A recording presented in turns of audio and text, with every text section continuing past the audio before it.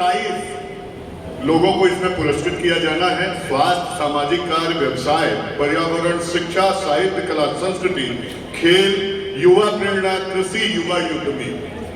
इन 27 व्यक्तियों का सम्मान करना है।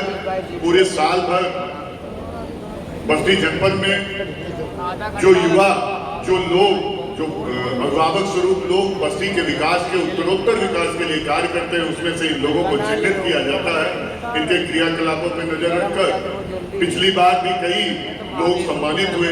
उसी की अगली करण में, दूसरे संस्करण में ये लोगों का सम्मान किया जाना है। और कार्यक्रम को आगे बढ़ाते हुए मैं श्रीमती कात्यायनी पांडे जी को मंच पर बुलाना चाहूंगा। शुरुआत से ही आपका लगाव और आपका आशीर्वाद हम सभी को मिलता रहा है, तो मैं आपको मंच पर बुलाना चाहूंगा कि आप मंच पर आएं और अपने अनुभव को साझा करें। श्रीमती कात्यायनी पांडे जी, एक बार।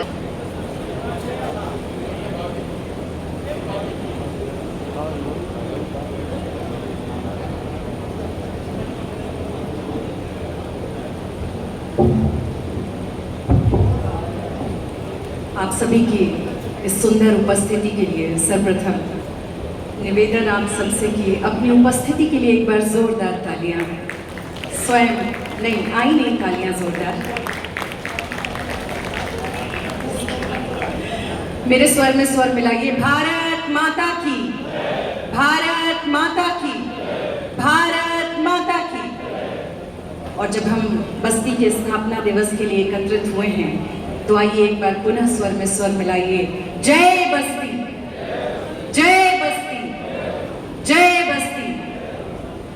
सर्वप्रथम मंच पर मेरे सामने हमारे आज के इस कार्यक्रम में उपस्थित अतिथिगण, बहुत ही आदरपूर्वक आदरणीय श्री सुभाष यदुवंश जी, बहुत अभिनंदन आपका। मेरे बड़े भाई की तरह आदरणीय श्री संजय प्रताप जायसवाल जी, श्री जगदीश शुक्ला जी, जिनको मैं चाचा कहती हूँ तो मंच से भी चाचा ही कहकर बुलाऊं, आदरणीय श्री अजय सिंह गौतम जी, उम्र में तो बड़े हैं लेकिन मित्रवत हैं, इसलिए उनका भी अभिनंदन। बहुत सारे ऐसे चेहरे सामने बैठे हैं, यशकांत चाचा बैठे हैं, सुशील जी, आपका भी सबका अभिनंदन। बहुत सारे मेरे छोटे भाई यहाँ पर हैं, उन सबका अभिनंदन। आज हमने पहले के वक्ता हमारे जो मंच का संचालन कर रहे थे, राम ने पहले से बहुत सारी बातें बस्ती के स्थापना दिवस को लेकर कही हैं, और उससे पहले हमने कलश जी को सुना, उन्होंने भी आचार्य रामचंद्र शुक्ल से लेकर आज तक की बस्ती के विषय में बहुत कुछ कह दिया, बता दिया। तो अब मुझे लगता है कि उन बातों को दोहराना उचित ना होगा। ये हम सब के लिए गौरव का क्षण है। एक ऐसा क्षण है जब हम अपनी माटी के ये भाव लेकर यहाँ पर एकत्रित हुए हैं कि इस मिट्टी ने हमें बनाया है। आज हम देश के किसी भी कोने में हैं तो निश्चित रूप से यहाँ की मिट्टी का योगदान है कि हम आज देश में खड़े होकर बस्ती का नाम रोशन कर पा रहे हैं। मैं बस्ती की बेटी के रूप में तमाम बड़े मंचों पर जाती हूँ, दिल्ली, बम्बई, देश के कोने कोने में जाती हूँ, लेकिन यकीन मानिए जो भाव, जो अनुभव इस मंच पर बस्ती की धरती पर खड़े होकर महसूस कर रही हूँ, वो कहीं भी ऐसा महसूस ना हो। और आज का दिन इसलिए भी विशेष हो जाता है कि एक बहुत छोटी सी आयु में नेशनल एसोसिएशन ऑफ यूथ का शुभारंभ करते हुए मेरे अति प्रिय छोटे भाई भावेश ने इसका शुभारंभ किया।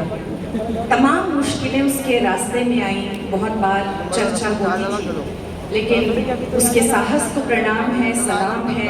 और मुझे ये पूरा यकीन है कि आप सबकी ऊर्जा भावेश को इस तरह से प्रेरित करती है कि वो आज इस मंच को सजाकर बैठे हों और बस्ती के युवाओं को, बस्ती की जो प्रतिभा है उसको इस मंच के माध्यम से सम्मानित करने का कार्य कर रहे हैं। मैं ये कहूँगी कि आज ये जो सम्मान मिल रहा है उसको सम्मान के तौर पर ना देखकर भावेश ने सबके कंधों पर एक बड़ी जिम्मेदारी थोपी है। जब हमें कोई भी सम्मान मिलता है तो वो मात्र सम्मान नहीं रह जाता, आपका उत्तरदायित्व बढ़ जाता है, आपकी जिम्मेदारियां बढ़ जाती हैं कि आप जिस क्षेत्र में काम कर रहे हैं वहाँ और बेहतर प्रदर्शन करें और अपने आप को उस जगह पर ले जाकर स्थापित करें कि आपके जो लोग आप पर विश्वास जताते हैं, भरोसा जताते हैं, उनका सीना गर्व से चौड़ा हो जाए। तो हम भावेश की इस छोटी सी कोशिश को उसने बड़ा रूप दिया। बस्ती मिली मैराथन जैसा एक कार्यक्रम का आयोजन जिसमें हजारों की संख्या में युवा प्रतिभाग करते हैं, निश्चित रूप से उसके साहस को प्रणाम है।